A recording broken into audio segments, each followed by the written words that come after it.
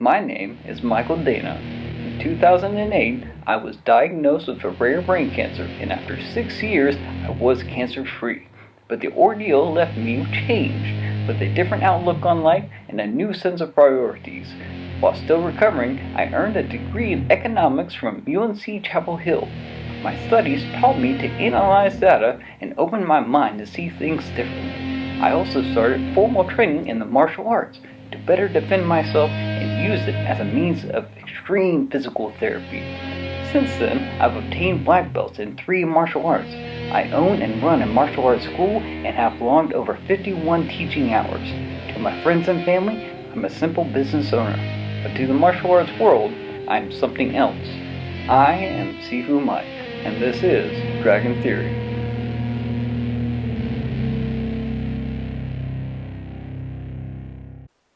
Hey guys, how's it going? So, in this episode, I'm going to talk about teaching again. Alright, so I'm going to be talking about how most people talk too much about teaching. So I'm actually making a video where I talk about not talking, right? And how you don't want to actually talk when you teach.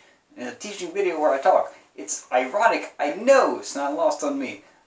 If you go to the dragonmethod.com, I've got a more detailed video about how to actually use this. I just want to make this short little video to let you guys know a little thing about talking that's kind of my pet peeve, because this happens to me. I've seen it happen all the time, and you deserve a whole lot better, and that's people who talk way too much. Okay, they talk way too much as they are trying to convey this technique. And you got a martial art technique.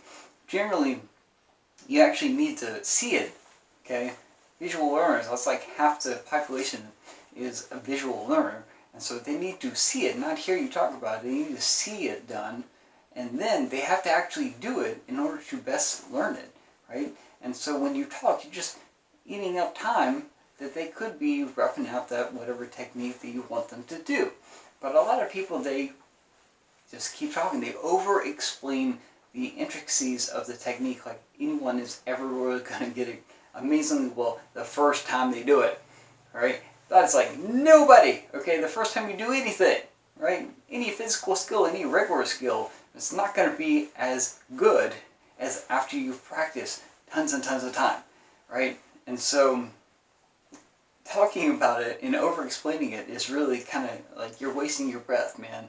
And I like to talk. I like the sound of my own voice. I understand why people on mat want to talk all the time, because they got a captive audience, right? My captive audience is you, right? You're watching this video or listening to me talk, all right? So that's why I like talking, right? And I do it in this setting and not on the mat. And Matt, if you talk to any of my students, I don't talk a whole lot. I just have them go. I want like popcorn. I want to get those reps in, because sometimes those people, all they have each week is the time that they spend here, right? So I need to maximize that for their benefit. I can always talk on the YouTube videos later, but I don't talk in class. Like I said, most people, visual learners. Most people just need to do it, right? And they don't need trial and error. They need to do it. They need to see what doesn't work, right? And then you can kind of critique them. Don't criticize, critique. Be like, hey man, this is good, but do it this way, it's going to be better, right? And that's kind of what I'm showing you here with these videos. It's like, hey, you're not wrong. It could be better, right? In this case, if you're an instructor, shut up, all right? You don't need to sell somebody on a technique if they're already paying you. That's the thing, right? If they're on the mat, 9 times out of 10, they've already paid to be there, which means whatever you tell them to do, they're going to do it, right? Now, if they have a question about the technique, they can ask you after the fact, and you have the answer, right? You don't need to bury that. It makes you look good if you keep that to yourself and wait for them to ask for it. If they don't ever ask for it, then you can just throw it out there while they're training, and they'll be like, oh, cool, right? If you have an anecdote for it, just save it, right? They're there to do martial arts. They're not there to listen to you talk. And I've literally been in classes where the instructor talked for like half the class. And not like in spurts, like half the class. It's a big thing. And I totally get it. I totally understand it. Like I said, martial artists, like the sound of their own voice, man. They're kind of egotistical. You have to have a certain level of egotism and confidence to actually be in front of people and talk. But a lot of times those guys don't have confidence in what they are demonstrating, so they overcompensate by talking too much. Alright? And sometimes they don't even realize this. They're just kind of rambling on and on and on.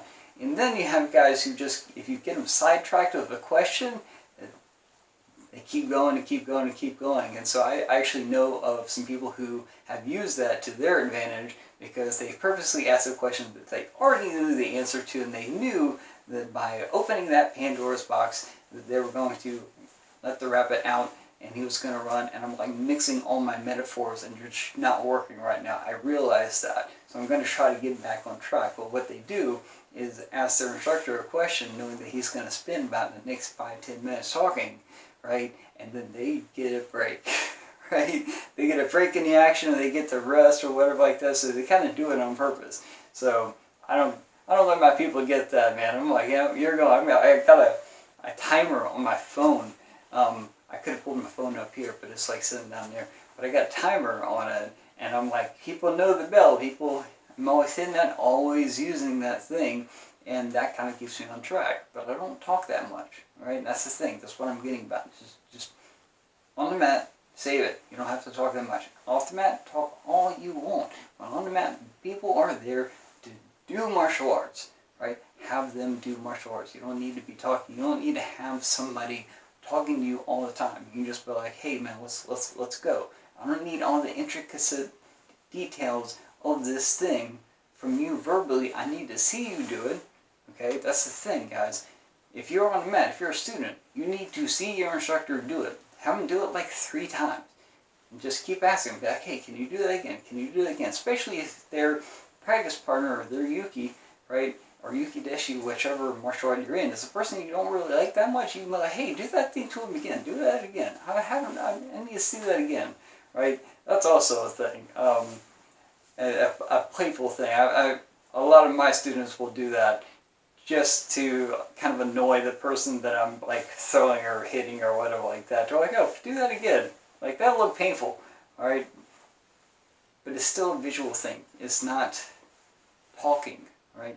Save the talking for something else. Like I said, I use the YouTubes, right? The camera, because talking to myself, I look kind of crazy, right? So I put a camera right in front of me, and I'm not crazy anymore. I'm making a video, right? So talking is not teaching. If you use talking correctly, you know, that's a good thing, right? But it's not necessarily needed, and you can definitely save some time, save some wind, right? Save your voice from talking too much, right? Some people work out that more than they work out this. You know, it should be the other way around, right? That's what you should be doing. Okay? You should be working out this, whatever like that, your martial art. So that is my whole thing about the talking and teaching thing. Like I said, I go into more detail on that in the dragonmethod.com. So definitely check out the dragonmethod.com. I've got video tutorials on all things martial arts, and I'm currently running a special where you can actually get in there for a trial method or trial access membership for 1 year. Right, 1 year you can have access to all my videos, and there's like 24 hours of videos on there, probably more than that. I stopped counting at one point. There's a lot of stuff, and it's not just how to teach martial arts, but it's about martial arts. And I teach you how to do martial arts, okay? So there's a lot of resources on the dragonmethod.com. And I've got the YouTube channel, which you might already be on, which is tkfmma. Alright, definitely check that out. Like it, subscribe, right? Because I'm always putting videos on here all the time. I've got like, I don't know, over 200 some odd videos, just a lot of videos. Because, like I said, I like the sound of my own voice. I like to talk, right? So I've got plenty of videos of not just me, but people doing stuff as well. tkfmma. And if you go to I got social medias like Facebook and Twitter and Instagram, all of tkfmma, right? Even a website, tkfmma.com, which is my school, located in Durham. And then I've got the Dragon Method. We have social media. So I'm going to put up a card at the end. It's got all that stuff, all the different links. So be sure to check it all out, man. I got a lot of stuff.